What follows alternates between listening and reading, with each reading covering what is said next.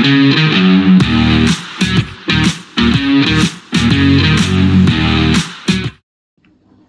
welcome back to the Super Coach Enough channel. In this video, we're going to review week 23 of the 2024-25 NBA Dream Team season. And as it turns out, the end of the season. So I did miss out on the video last week. I was pretty busy. I was actually traveling to Toowoomba when it locked out. And given my team and the way it was all set up, I decided just to not even do any trades. So the team's exactly the same as what it was going into week 22. But what we'll do is we'll have a look at the team, how it finished. We'll look at the final for the head-to-head because it was super close. And then we'll look at the overall and we'll wrap it up basically. So in terms of this week, so did have a couple of flops with SGA only getting a 41. A Hero with a 67, Hart with a 44, but we did recover with Harden getting a 154. Jokic with a 118, which was pretty good, I think, considering I think he only played 3 games. Should have probably moved the captaincy, but I probably would have gone to SGA, so it kind of worked out good in that sense. Giannis with a 121 and Sabonis with a 136 were awesome. LeBron and Towns with 71. You know, it is what it is. So in terms of the game day, there wasn't any matchups this week. We had the grand final last week, if it'll load, and it was an absolute nail biter. But I snuck in by 1 point over Reno's Rockets, Shane's team, and he was messaging me when it was all wrapping up. I was trying to finalize the other videos and that so I could get on the road. And yeah, he was telling me he was watching it.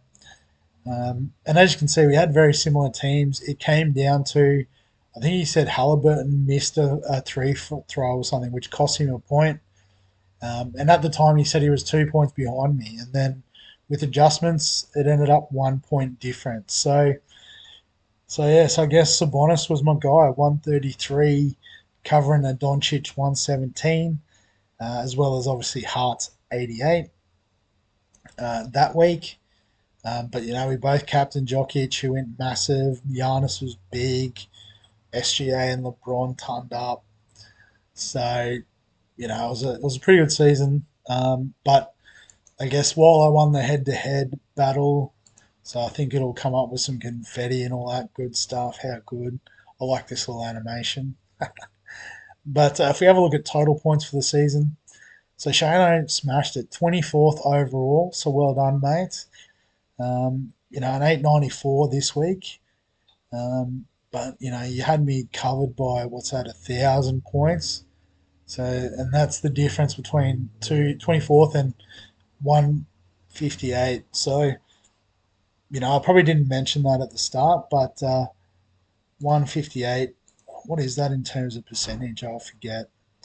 So top 6% overall. So the goal was top 5%. Didn't quite get there. But if I'm being completely honest, for someone who doesn't really watch the NBA, like I've seen snippets on TV, but I don't think I've actually sat down and watched the whole game all season. You know, I just sort of got into it because it seemed like an interesting format. A few people were keen. Yeah, I'm pretty stoked with this result. I guess like once I figured out the code, which was centers and power forwards were the big scorers, and loaded up there, it seemed to really accelerate my progress and shot up the rankings. So that's definitely something to take away and consider for next season if everyone's keen. But yeah, I guess just having a look at some of the players. So obviously across the season, Jokic was the man. You know, 450 points clear of SGA. Absolute freak. So, you know, I think a few people might have traded him out when he was injured that week.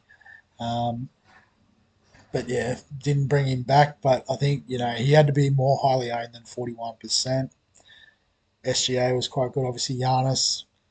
So Zubac was an interesting one, you know, finishing with 22, 40 points, so fourth overall. But, probably played more games than a lot of these other guys. So only averaging 28. So with the extra trades and stuff, there was enough trades you could do 3 every round. The last round I didn't do any just because I didn't really know who else I wanted. Um, but yeah, you can, with all the injuries and stuff, you sort of had to be fairly agile with your team, I think. But as you can see, centre, centre, power forward, power forward. So power forward, power forward. So, 7 of the top 8 were eligible in those 2 positions. So, you really had to stack up 4 of these big guns, and you can rotate them based on fixtures and the like. Again, something else we found out through the season, how to access the fixture guide, like how many games they all play. It was pretty hard to sit and calculate. But yeah, that was a lot of it.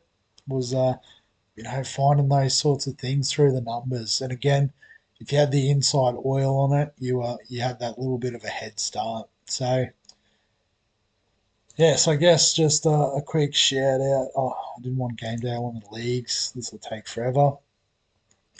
But just for everyone who got involved this season, like I said, obviously Shane absolutely killed it, and was definitely up there overall. But I guess just bring the other guys on there. So James, Frank, Cooper, Michael, Mark, Darcy, Pam, and Mark. You know, thanks for getting involved this year.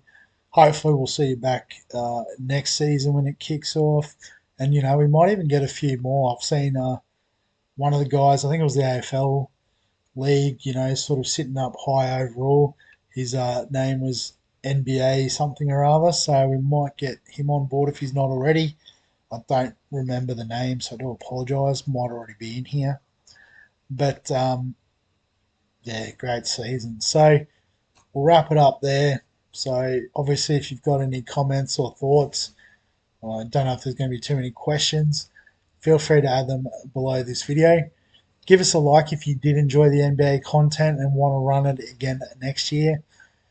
Subscribe. We've still got all the NRL, AFL. There's still a bit of EPL content coming at you. But other than that, we'll catch you in the next one.